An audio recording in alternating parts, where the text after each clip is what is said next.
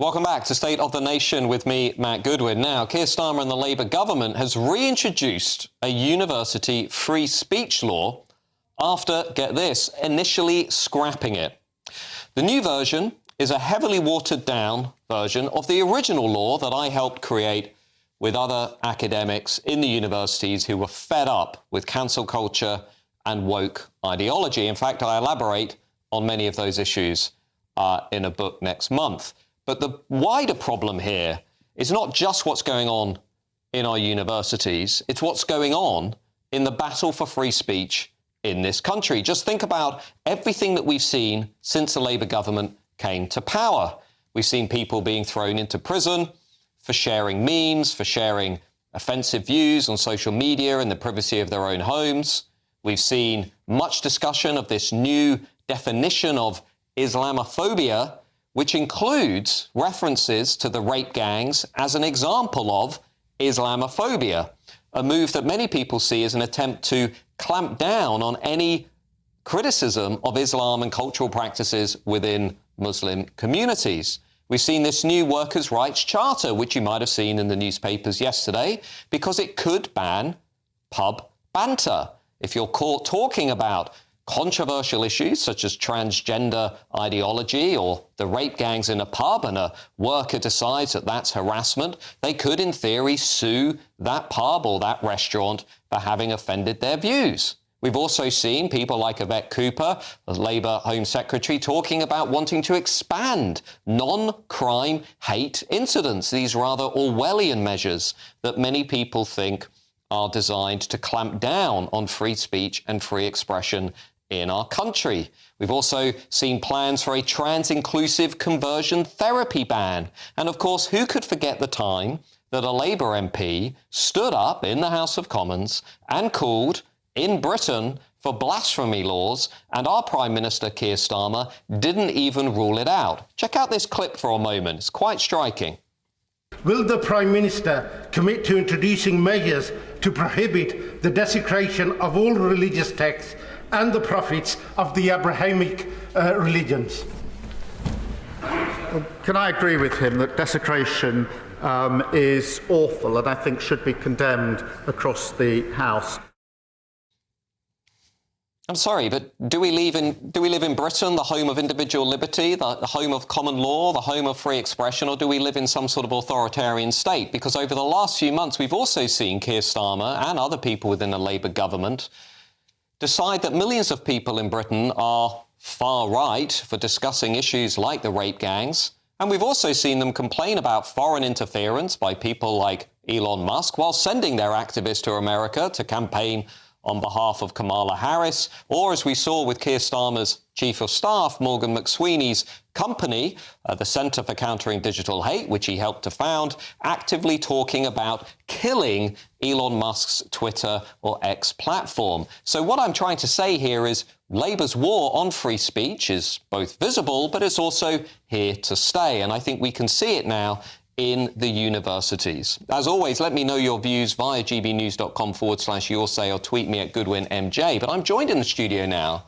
by Professor of Politics at the University of Buckingham, Eric Kaufmann, who also looks after the only anti-woke research centre in the UK, which has been offering programmes to people who are interested in studying woke ideology. And Eric's done more than most to campaign to defend free speech in our universities. So, Eric, welcome to the show. Today, lots of people out there will have read about Labour's reintroduction of this free speech law. Labour now will say they're defending free speech in the universities. It's not quite what it seems, though, is it?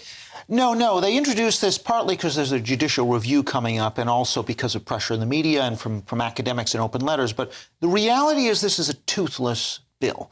And it's toothless in four ways. I mean, the first thing is that student unions, who are a chief culprit when it comes to no platforming, are no longer covered.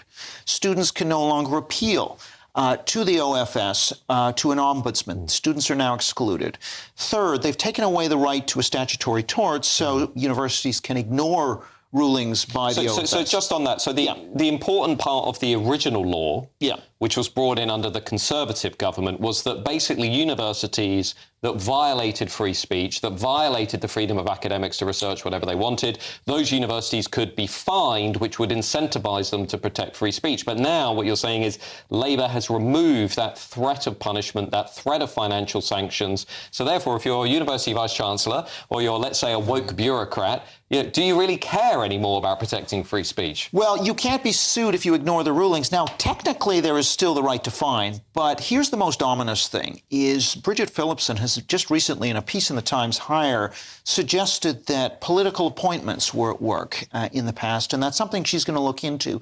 The coded message there is that Arif Ahmed, who's the free speech czar, the director of the Academic Freedom Directorate, is more or less going to be on a tight leash. And so what I think that's going to mean is when Arif goes to universities and says, oh, your policies are not compliant with the Act, he's going to be sort of wrapped on the knuckles, a hand will come on the shoulder, and there's no way he's going to be allowed to fine people. So let's just step out a minute. So what we've got in universities in Britain, which most people won't be aware, well, we've got this creeping cancel culture, we've got this creeping woke ideology, we've got the fact that universities now lean overwhelmingly to the left. I think I'm right in saying that about 85% of academics identify on the left of politics today.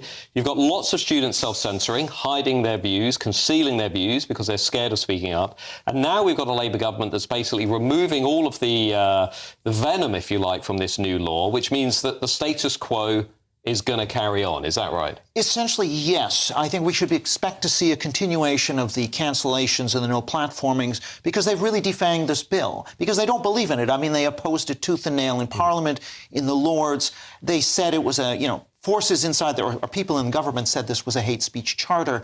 You look at the lobbies, the University College Union, which is the main lecturers' union, very radical at the top. You look at Universities UK, they all oppose this bill. And let's face it, if we sort of step back, you just mentioned about a number of crises in free speech in Britain. Social justice is a much higher value than freedom of speech for the left. So for people on the left, what you're saying is their ideological project is more important to them than defending free speech and free expression, that is what differentiates people on the left from people on the right. Yeah, and just to translate for the listeners or the viewers here, social justice essentially means protecting one's emotions from harm. So if speech harms a very sensitive individual, that individual's so-called emotional safety has been compromised if they're a member of a so-called historically marginalized group. So protecting members of historically marginalized group from speech they don't want to hear is more important than allowing speech.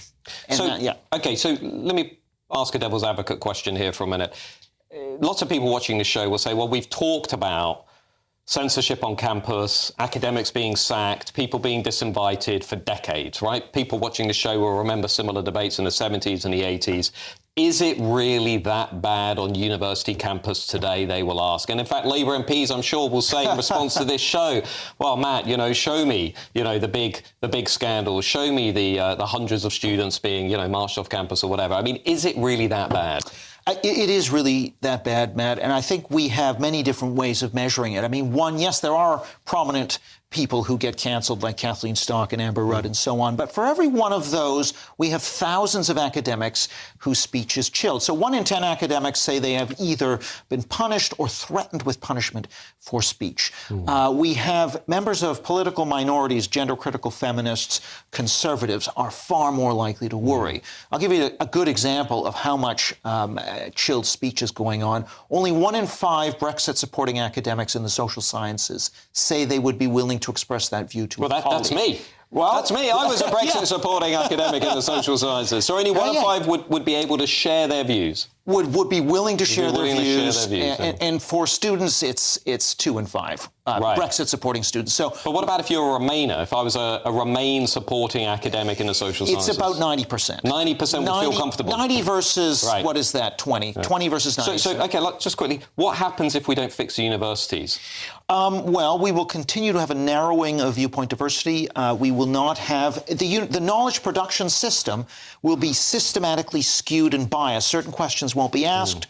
Certain views will be barred. I mean, can you actually investigate Are puberty blockers effective? Could you say, well, actually, they do more harm than good, and publish that and have that view as an academic today? Well, probably not. Absolutely fascinating stuff. And as always, having gone through the universities myself for 20 years, I've lived this ride. I've seen the hostility. I've seen the intolerance on campus. And I think what we're going to see here is a Labour government coming out in the next few days and weeks saying, well, we are defending free speech on campus. We are defending free expression, but actually, in reality, what they're doing is taking the teeth out of this law and making it almost impossible to reinforce. So Eric